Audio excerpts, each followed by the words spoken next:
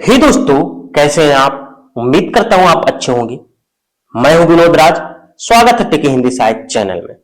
दोस्तों, आज हम हिंदी आरोह भाग 2 कक्षा 12 की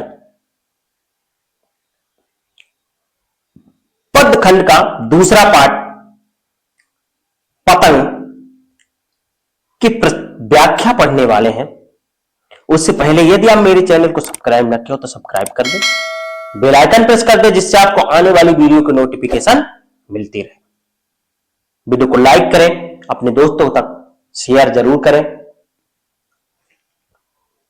कमेंट्स में बताएं कि आपको किस चैप्टर की वीडियो चाहिए, मैं इसको उपलब्ध करा लूंगा। चलिए देखते हैं। पतंग कविता आलोक धनबा द्वारा लिखी गई यह कविता है। ये पहला ही पद है इसमें, तो चलिए देखते हैं इसकी व्याख्या। पहले इसके संदर्भ देख लेते हैं। संदर्भ क्या है? प्रस्तुत पद्यांश हमारी पाठ्य पुस्तक आरोह भाग 2 की पद खंड पतंग नामक पाठ से लिया गया है या अवतरित है। इसके रचनाकार या रचयिता कौन है? आलोक धनमा है। प्रसंग क्या बन रहा है? प्रस्तुत कवितांश में कवि ने प्रकृति और मौसम में होने वाले परिवर्तनों एवं उनसे रोमांचित पतंग उड़ाने को उतावले बच्चों की उमंगों का सजीव चित्रण किया है। चलिए देखते हैं। पहले पंक्ति है, सबसे तेज बौछारे गई भादो गया। अब आप बताइए, भादो हिंदू कैलेंडर वर्ष का कौन सा महीना है? सबसे तेज बौछारे गई भादो गया, सवेरा हुआ खरगोश की आंखों जैसा लाल सवेरा। कैसा हुआ? कवि कहता है प्रकृति के अनुपम सौंदर्य में परिवर्तन हो गया है। तेज बारिश अब कल की बात हो गई है, बीत गई है। तेज बौछारे गई, बौछारे चली गई हैं। क्या है? भादो आया। अब क्या आ गया है? भादो का महीना आ गया है। ठीक है ना? नहीं सॉरी, भादो गया, भादो बीत गया, सवेरा हुआ। अब क्या हो गया है? यानी वो बीत गया है, सवेरा हो गया है। यानी भादो महीने के अंधेरे के दिनों को उल्लास देने वाला सवेरा आ गया है। कैसा सवेरा? खरगोश की आंखों जैसा लाल सवेरा। अद्भुत चमक और खरगोश की आंखों की रंग जैसी लालिमा लिया नया सूरज आकाश में निकल आया है। अब क्या आ गया है? शरद आया पुलों को पार करते हुए। क्या आ गया है? ऋतु बदल चुकी है। भादो माह के बाद शरद ऋतु अपना ऊर्जावान चंचल बालक की तरह समान। कैसे? पुलों को पार करते हो। कैसे पुलों को पार करते हुए? अपनी नई चमकीली साइकिल तेज चलाते हुए। अपनी नई चमकीली साइकिल पर सवार होकर, ठीक है ना, खेत खलिहानों पुलों को पार करते हुए दस्तक दे रहा है, आ रहा है। कौन आ रहा है? शरद ऋतु आ रहा है। कौन आ रहा है? शरद ऋतु। कैसे? घंटी बजाते हुए जोर जोर से। ऐसा लग रहा है कि मानो शरद ऋतु एक बालक के भेष में अपनी साइकिल की घंटी को जोर जोर से बजाते हुए और चमकीले इशारों से बुलाते हुए, जोर जोर से बजाते हुए, चमकीले इशारा करते हुए, पतंग उड़ाने वाले बच्चों के झुंड को चमकीले इशारों से बुलाते हुए। ठीक है ना? पतंग उड़ाने वाले क्या कर रहा है? जोर जोर से बजाते हुए, पतंग उड़ाते हुए आतुर क्या कर रहा है? नन्हे पतंगबाजों को स्पष्ट संकेत दे रहा है। नन्हे, जब बच्चे गांव में पतंग उड़ाते हैं समूह के समूह में और मस्ती, तो ऐसे ही मस्ती करते हुए कौन आ रहा है? शरद ऋतु आ गया है। तात्पर्य हुआ, आगे देखते हैं। तात्पर्य हुआ कि शरद रूपी बालक, ठीक ना, साइकिल बजाते हुए, चमकू चमकीली इशारा करते हुए, ठीक ना, पतंग उड़ाते हुए झुंड के झुंड दस्तक दे रहा है। आगे देखते हैं। आकाश को इतना मुलायम बनाते हुए कि पतंग ऊपर उठ सके। अब देखिए क्या कितना अच्छा वर्णन कर रहा है। उसके पतंगबाजी के अनुकूल आकाश को इतना हल्का बना दिया है, मुलायम बना दिया है, ताकि बच्चे सरलता से पतंगों को उड़ा सकें, ताकि बच्चे सरलता से पतंगों को उड़ा सके। यानी हवा का झोंका क्या कर दिया है, आसान कर दिया है, धीमा कर दिया है।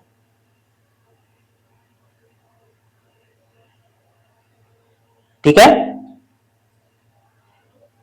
और क्या कर रहा है, दुनिया की सबसे हल्की और रंगीन चीज उड़ सके। अब यहां पर प्रश्न बनता है, दुनिया की सबसे हल्की और रंगीन चीज कौन सी है? तो पतंग है। पतंग ऊपर उठ सके, ताकि पतंग ऊपर उठ सके। और दुनिया की सबसे हल्की वस्तु कौन है? वे पतंगे जो अपने आप में रंगों की एक अद्भुत आकर्षण समेटे हुए है। शरद ऋतु के आगमन से वह पतंग ऐसा वातावरण तैयार कर रहा है कि दुनिया का सबसे हल्का कागज, दुनिया का सबसे पतला कागज उड़ सके। उस कागज में बांस की सबसे पतली कमानी उड़ सके।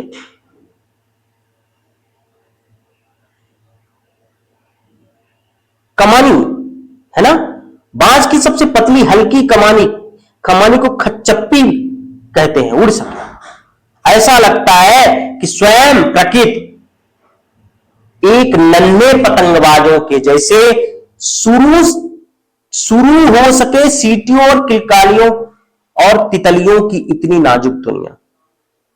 पतंगबाजों की सीटियों, खुशी और मस्ती की आवाजों को सुनने और तितली के समान एक स्थान से दूसरे स्थान तक उन्हें फुदकते दौड़ते देखने के लिए आकुल है, व्याकुल है। तात्पर्य हुआ कि भादव के जाने के पश्चात शरद ऋतु के आगमन पर प्रकृति के अनुपम सौंदर्य को देखकर पतंग उड़ाने को आतुर पतंगबाजों में प्रकृति की ओर ऐसे संकेत पाकर अत्यधिक प्रसन्नता छा गई है और वो खुशी के मारे अपने घरों में निकलकर क्या कर रहे हैं,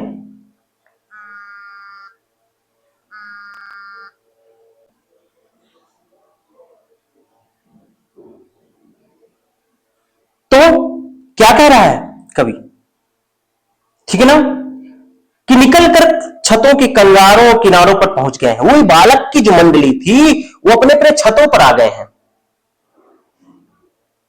वे सभी पतंगबाज पतंगों के साथ साथ स्वयं भी आकाश की बुलंदियों को छूने के लिए उत्साहित हैं। इसमें देखिए मानवीकरण अलंकार है। क्यों मानवीकरण अलंकार होता है? जब प्राकृतिक वस्तुओं को मनुष्य के जैसे वर्णन किया जाए, यहां पर मनुष्यता का वर्णन किया गया है। देखिए ऋतुओं को मनुष्य के जैसे बताया गया है। शरद ऋतु को किसके समान बताया गया? एक बालक के समान बताया गया है। जो बालक के समान बताया जाएगा तो क्या होगा? मानवीकरण अलंकार। अनुप्रास अलंकार भी है, उपमा भी है, क्योंकि उपमा दी गई है। श्लेष अलंकार भी है। लक्षणा शब्द शक्ति है यहां पे, ठीक है। भाषा सरल और सहज खड़ी बोली है, इसके विशेष हो जाएंगे। अब इसकी व्याख्या अगर आपको लिखना हो तो ये देख लीजिएगा, आप इसको देख लीजिए, ठीक है। रोक करके वीडियो देख लीजिएगा। चलिए आगे देखते हैं। अगला, जन्म से ही अपने साथ लाते हैं कपास। कितना अच्छा वर्णन है। जन्म से ही अपने साथ लाते हैं कपास। अब इसका संदर्भ तो वही रहेगा, प्रसंग क्या बदलेगा? सुप्रसिद्ध आलोक धनबा ने प्रस्तुत पद्यांश से बच्चों की कोमल इच्छाओं, लचीली कद काठी एवं रोमांचक गतिविधियों का सुंदर वर्णन किया है। ठीक है, देखते हैं व्याख्या, देखते हैं, समझ में आ जाएगा। कवि कहता है कि बच्चों का शरीर जो होता है अत्यधिक हल्का, लचीला और कोमल होता है ना। ऐसा लगता है कि वो मानो जन्म से ही अपने साथ कपास लेकर पैदा हुए। कपास का मतलब होता है हल्कापन, जन्म से ही वो हल्का कोमल लेकर के पैदा हुए। पृथ्वी घूमती हुई आती है उनके बेचैन पैरों के पास, जब वे दौड़ते हैं बेसुध। उनके पैरों को अत्यधिक ऊर्जा और उमंग से भरी मानता है। पृथ्वी का कोना कोना मानो उनके इन ऊर्जा से भरे पैरों के नीचे स्वयं चलकर आई हो। जब वे सुध-बुध खोकर अपनी ही धुन में एक छत से दूसरी छत को दौड़ते हैं बेसुध, छतों को भी नरम बनाते हुए दौड़ते हैं, और छत को क्या बना देते हैं? वो कोमल बना देते हैं, नरम बना देते हैं। ऐसा लगता है कि छतें में भी उनके शरीर की तरह कोमल और मुलायमता आ गया है। दिशाओं को मृदंग की तरह बजाते हुए जब वो पेंग भरते हुए चले जाते हैं। कभी कह रहा है मस्ती से भरे हुए इन पतंगबाजों को दौड़ते हुए पतंगबाज बच्चों को कूदते फादते देखकर ऐसा लगता है कि प्रकृति और उनकी दिशाएं एक ढोलक के समान बजाते हुए, राग छोड़ते हुए फिर से क्या कर रहे हैं? जब वो पेंग भरते हुए चले जाते हैं, ढोलक के समान, मृदंग के समान वो बजाते हुए अपने पैरों में जब वो धुन भरते जाते हैं, तीव्रता लाते जाते हैं। आगे ढोलक के समान बजाते हुए, छोड़ते हुए, फिर देखकर ऐसा लगता है कि उनकी दिशाओं में क्या हो रहा है? एक स्थान से दूसरे स्थान को वो चले जा रहे हैं। उनमें गति आ गई है, तीव्रता आ गई है। आगे देखते हैं, डाल की तरह लचीले वेग से अक्सर उनकी इतनी धुन हो गई कि उन राग की धुन पर पेड़ की डालों पर लटक कर झूल रहे हैं। वेग से अक्सर, वेग मतलब गति से अक्सर, छतों के खतरनाक किनारों तक जब उस समय गिरने से बचाता है। जब उनमें इतनी गति आ जाती है तो उनको ये शुद्ध बुद्ध भूल जाते हैं कि हम छत के कहां पर है, किनारे में है कि बीच में। तो उनको कौन बचाता है? उनको छतों का किनारा बचाता है। ठीक है ना। छतों को भी एक मुलायम बनाया गया है, रोमांचता बताया गया है। मुरेड़ो, फिर आगे क्या कह रहा है? उस समय गिरने से बचाता है उन्हें सिर्फ उनके ही रोमांचित शरीर का संगीत। और उन्हें कौन बचाता है गिरने से? उनके शरीर का जो रोमांचित संगीत है। क्या है? संगीत है। यानी वो जो पतंग की डोर लेकर के धुन में जाते हैं, वही धुन उनको क्या करता है? बचाने का प्रयास करता है। पतंगों की धड़कती ऊंचाइयां उन्हें थाम लेती है महज एक धागे के सहारे। उन पतंग की जो धड़कती हुई, हिलती डुलती जो ऊंचाइयां हैं, उन्हें थाम लेती है। ऐसा लगता है जैसे वो धागा ही उन्हें क्या करके रोक के रखी है, नहीं तो वो नीचे गिर गए होते। ये होगी इसकी व्याख्या। इसकी व्याख्या अगर आप देख रहे हो तो देख लीजिए। ठीक है ना। इसमें क्या है? अनुप्रास है, पुनरुक्ति प्रकाश है ना। पुनरुक्ति प्रकाश अलंकार कहां होता है? जब एक ही शब्द का बार बार प्रयोग हो, उसका अर्थ भी वही हो। ठीक है। प्रसाद गुण है यहां पे, इसके पहले वाले में लक्षण है, लेकिन इसमें प्रसाद गुण है। भाषा वही सरल है, सहज खड़ी बोली है। बिंब का प्रयोग किया गया है यहाँ पे, है ना। बिंब का प्रयोग किया गया है, तो इसका विशेष हो गया। व्याख्या आप देख लीजिएगा। चलिए अगला देखते हैं, लास्ट है इस कविता का। ये भी बहुत अच्छा वर्णन है। पतंगों के साथ साथ वे भी उड़ रहे हैं। कवि कहता है, इसका प्रसंग क्या होगा? प्रस्तुत पद्यांश में कवि ने बच्चों की बाल सुलभ चेष्टाओं और खतरों से बचने पर उत्पन्न साहस का मनोहारी वर्णन किया है। कब क्या कह रहा है, पतंगों के साथ साथ वे भी उड़ रहे हैं अपने रंध्रों के सहारे।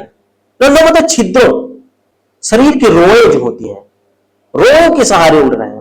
कभी कहता है प्रकृति में हुए परिवर्तन से प्रसन्न बच्चे पतंग उड़ाते समय अत्यधिक रोमांचित दिखते हैं।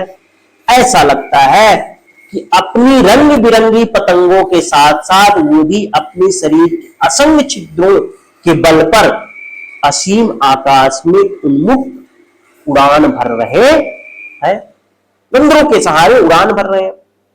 देखिए ऐसी कविताएं जो होती है ना, तो इन कविताओं का कुछ अपने से सेंटेंस बना के लिखना पड़ता है। अगर वे कभी गिरते हैं छतों के खतरनाक किनारों से और बच जाते हैं तब तो और भी निडर होकर सुनहरे सूरज के सामने आते हैं।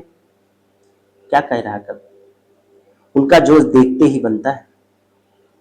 इस जोश में जब कभी वो होश खोने पर छतों मुड़ेरों के खतरनाक किनारों से नीचे गिर जाते हैं और पतंग को संभालने की बात दाएं बाएं होकर वो अपने शरीर को भी संभालने का भरसक प्रयत्न करते हैं। निडर होकर बच जाते हैं तब और भी निडर होकर स्वयं पर नियंत्रण के इस प्रयास में यदि वो नीचे गिरने से बच जाते हैं तो उनका उत्साह और जोश और भी बढ़ जाता है। और उत्साह जोश जब बढ़ जाता है तो और निडर होकर दुगनी ऊर्जा के साथ चमकते हुए सूरज की आंखों में आंखें डालकर फिर से पतंग उड़ाने लगते हैं। पृथ्वी और भी तेज घूमती हुई आती है उनके बेचैन पैरों के पास और ऐसी अवस्था में क्या होता है, उनके पैरों की चपलता देखकर ऐसा लगता है मानो पृथ्वी और तीव्र गति से चलकर स्वयं उनके चंचल पैरों के नीचे आने को आतुर हो जाती है। आप लोग अपने बचपन के दिनों को याद करिए, कैसे पतंग उड़ाते हुए सब कुछ भूल जाते हैं, गिर जाते हैं तो भी उठ करके फिर पतंग उड़ाने लगते हैं। यानी पतंग न गिरने पाए आप चाहे गिर जाए, अर्थात अपने पैरों से पृथ्वी का कोना कोना छानने को तत्पर होते हैं। ये रही आलोक धर्मा की पतंग कविता का व्याख्या। अब इसका काव्य सौंदर्य विशेष क्या होगा, वही भाषा सरल है, अनुप्रास अलंकार है, मानवीकरण अलंकार है, ठीक है, प्रसाद गुण है, भाषा सरल भावानुकूल है, बिंब का प्रयोग किया गया है। इसकी व्याख्या अगर आप देखना हो तो देख सकते हैं। साथ साथ में पुनरुक्त प्रकाश भी हो सकता है ना, हो सकता नहीं है ही। तो दोस्तों ये रही इसकी व्याख्या। उम्मीद करता हूं वीडियो अच्छी लगी होगी। यदि वीडियो अच्छी लगी हो तो लाइक जरूर करें, कमेंट्स करें कि आपको कौन सी चैप्टर की वीडियो चाहिए, ठीक है ना। यदि चैनल को सब्सक्राइब न किया तो सब्सक्राइब जरूर कर दें, बेल आइकन भी प्रेस कर दें जिससे आपको आने वाली वीडियो की नोटिफिकेशन मिलते रहे। मिलते हैं नेक्स्ट वीडियो में, तब तक अपना ख्याल रखें, धन्यवाद।